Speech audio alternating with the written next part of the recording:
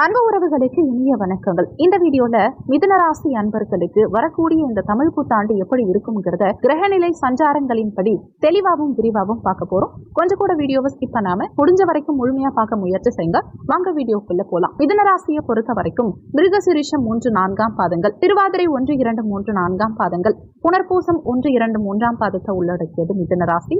மிதுன ராசிக்கு அதிபதி புதன் பகவான். வீடியோல சொல்லக்கூடிய பலன்கள் ஆண் பெண் இருப்பாளருக்கும் பொருந்தக்கூடிய பலன்கள். மிதுன ராசி அன்பர்களுக்கு உங்க எதிர்பார்ப்புகள் இந்த தமிழ் புத்தாண்டு காலகட்டத்தில் உங்களுக்கு பூர்த்தியாக போகுது. உங்க எதிர்பார்ப்புகள் நிறைவேறும். எதிர்பார்த்த விஷயங்கள் சிறப்பா நடக்கும். உங்க கவலைகள் குறையும். குறிப்பா விரய செலவுகள் குறையும். தேவையில்லாத விரயங்கள் அனைத்தும் குறையும். உண்மையாவே உங்க வாழ்க்கையில உங்களால உங்களுக்கு ஒரு செலவு வருதுன்னா அது வெறும் 35% அளவுக்கு தான். உங்க ஆசைகள், உங்க தேவைகளை பூர்த்தி செய்யறதுக்காக நீங்க செலவு செய்யக்கூடிய தொகை வெறும் 35% தான். உங்க கூட இருக்கவங்களுக்காக நம்பி நீங்க செலவு செய்யறது 65%. அப்ப நீங்க கடன் வாங்குறதுக்கான நோக்கம் உங்க கூட இருக்கவங்க தான். ஒண்ணு உங்களை அவங்க தூண்டி விட்டுருப்பாங்க, இல்லனா அன்புனால அவங்க கூட இருக்கவங்க உங்களை லாக் பண்ணியிருப்பாங்க. நீங்க அவங்களுக்காக பணம் செலவு பண்ணியோ அல்லது பணம் கடனா வாங்கியோ லாக் ஆயிருப்பீங்க. இனிமே இந்த புத்தாண்டுக்கு பிறகு, அதாவது வரும் ஏப்ரல் 14ஆம் தேதி அன்னைக்கு தமிழ் புத்தாண்டு பிறக்க இருக்கு, சித்திரை பிறக்க இருக்கு. இனிமே உங்க முயற்சிகளில் வெற்றி கிடைக்கும். சகோதர சகோதரிகள் வழியா உங்களுக்கு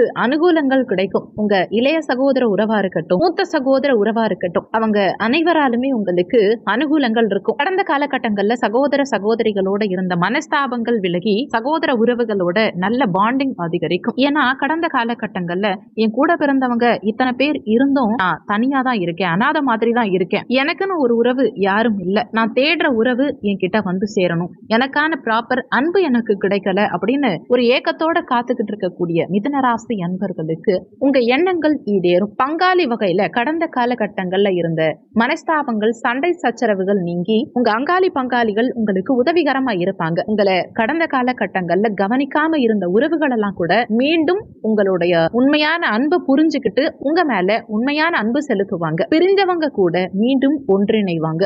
உறவுகள் மீண்டும் ஒன்று சேருவாங்க. கடந்த காலகட்டங்கள்ல விரயஸ்தானத்துல இருந்த குரு பகவான் பயிற்சியாகி இப்போ ஜன்ம குருவா சஞ்சாரம் செய்ய போறார். உங்க ராசிக்கு 7ஆம் பாவகாதிபதி, உங்க ராசிக்கு 10க்குரியவர். இந்த இரண்டுக்கும் அதிபதியான குரு பகவான் உங்க ஜன்ம ராசியில வந்து சஞ்சாரம் செய்ய போறார். இந்த காலகட்டத்துல காலையில எழுந்த உடனேயே உங்களுடைய குரு யாரோ, நீங்க குருவா நினைக்கிற குருஸ்தானத்துல வச்சு பார்க்கக்கூடிய நபர் யாரோ அவங்க கிட்ட ஆசீர்வாதம் வாங்கிக்கணும். முடிஞ்சா தினமும் காலையில ஆசீர்வாதம் வாங்கிக்கலாம், இல்லனா மாதத்துக்கு ஒரு முறையாவது உங்க குருமார்களை சந்திச்சு அவங்க கிட்ட ஆசீர்வாதம் வாங்கிக்கோங்க. அதே மாதிரி உங்களை பெற்ற தாய் தகப்பன் இருவர்கிட்டையுமே ஆசீர்வாதம் வாங்கிக்கோங்க. அவங்கள பணிவா வணங்கி தினமும் காலையில எழுந்ததுமே அப்பா அம்மா காலில் விழுந்து ஆசீர்வாதம் வாங்கிக்கோங்க.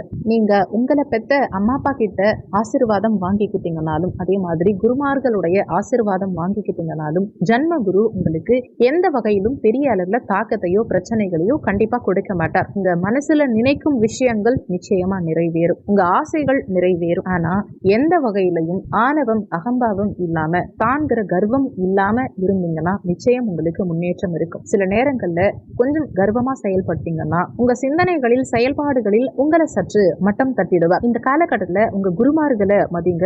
தாய் தகப்பன் காலில் விழுந்து ஆசீர்வாதம் வாங்கிக்கோங்க. அதுல எந்த தப்பும் கிடையாது. இந்த காலகட்டத்துல சமீப காலமா இந்த காலில் விழுந்து பெரியவங்க காலில் விழுந்து ஆசீர்வாதம் வாங்குற பழக்கமே நிறைய பேர்கிட்ட குறைஞ்சு போச்சு. உங்க குழந்தைகளுக்கும் இதை சொல்லி கொடுங்க. ஏன்னா வயதானவங்க மனசார வாழ்த்துறது நமக்கும் நம்ம குழந்தைகளுக்கும் ஒரு நல்ல பாசிட்டிவான மாற்றத்தை நிச்சயமா ஏற்படுத்தும். குழந்தைகளுக்கும் இந்த விஷயத்த நீங்க சொல்லி கொடுக்கும் போது பணிவு குழந்தைகளுக்கு பிற்காலத்துல தானாவே வரும். பெரியவங்களுக்கு மரியாதை கொடுக்கணும், பெரியவங்களை மதிச்சு நடக்கணும், அவங்களுக்கு பணிவோட நடந்துக்கணுங்கிறத குழந்தைகளுக்கு நீங்க தான் சொல்லி கொடுக்கணும். பெற்ற தாய் தகப்பன் கிட்டையோ, சகோதர சகோதரிகள் கிட்டையோ, வயதானவர்கள் கிட்டையோ நீங்க காலில் விழுந்து ஆசீர்வாதம் வாங்கும் போது முற்காலத்துல நீங்க தெரிஞ்சோ தெரியாமலோ செஞ்ச அத்தனை பாவங்களும் நீங்கும்ங்கிறது உண்மை. ஒரு சிலருக்கு உங்க பேரண்ட்ஸையோ, உங்க முன்னோர்களையோ, வீட்டுல இருக்க வயதானவர்களையோ பிடிக்காம கூட இருக்கலாம். ஆனா தப்பே பண்ணாலும் அவங்க உங்களுக்கு நல்லதே செய்யலனாலும் பரவாயில்ல, அவங்க உங்களை பெத்தவங்க, இந்த உலகத்துக்கு உங்களை அறிமுகப்படுத்தினவங்க. அதனால அவங்க காலில் விழுந்து ஆசீர்வாதம் வாங்கும் போது இயற்கையாவே கிரகங்களுடைய ஆசீர்வாதமும் உங்களுக்கு நிச்சயமா கிடைக்கும். அம்மா அப்பா இல்லாத நபர்கள் என்ன பண்ணணும் அப்படின்னா, அப்படின்னா திங்கட்கிழமை தினங்கள்ல சிவாலயம் சென்று சிவபெருமானையும் பார்வதி தாயாரையும் மனதார வழிபாடு செஞ்சுக்கோங்க.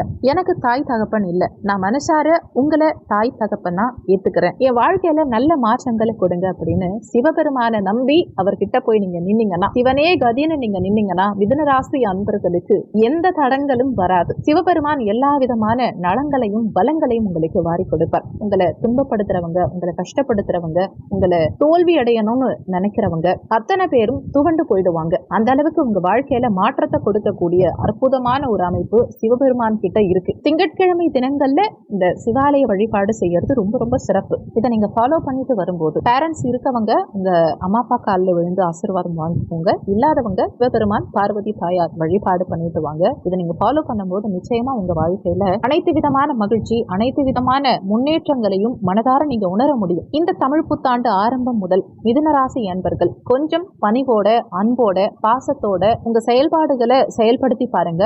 துணிவோடையும் ஆற்றலோடையும் எந்த விஷயத்தையும் செயல்படுத்தக்கூடிய ஆற்றலை கிரக நிலைகள் உங்களுக்கு நிச்சயமா ஆட்டோமேட்டிக்கா கொடுத்துரும். நீங்க மகிழ்ச்சியா இருப்பீங்க, சிறப்பா இருப்பீங்க. வீடியோல சொல்லப்பட்டிருக்க பலன்கள் கோச்சார பலன்கள். கோச்சார பலன்கள் யாரா இருந்தாலுமே வெறும் 20% அளவுக்கு தான் ஒர்க் பண்ணும். மீதி 80% உங்க சுயஜாதகப்படி தான் வாழ்க்கையில எல்லாமே நடக்கும். இந்த புத்தாண்டு உங்களுக்கு தித்திக்கும் மகிழ்ச்சியான புத்தாண்டா அமைய இறைவன் அருள் புரிய நானும் இறைவனை பிரார்த்தனை பண்றேன். நீங்களும் பிரார்த்தனை பண்ணிக்கோங்க. இந்த வீடியோல உங்களுக்கு ஏதாவது சந்தேகம் இருந்தா கீழே இருக்க கமெண்ட் செக்ஷன்ல சொல்லுங்க. நன்றி. மற்றும் ஒரு நல்ல பதிவோடு மீண்டும் உங்களை சந்திக்கிறோம்.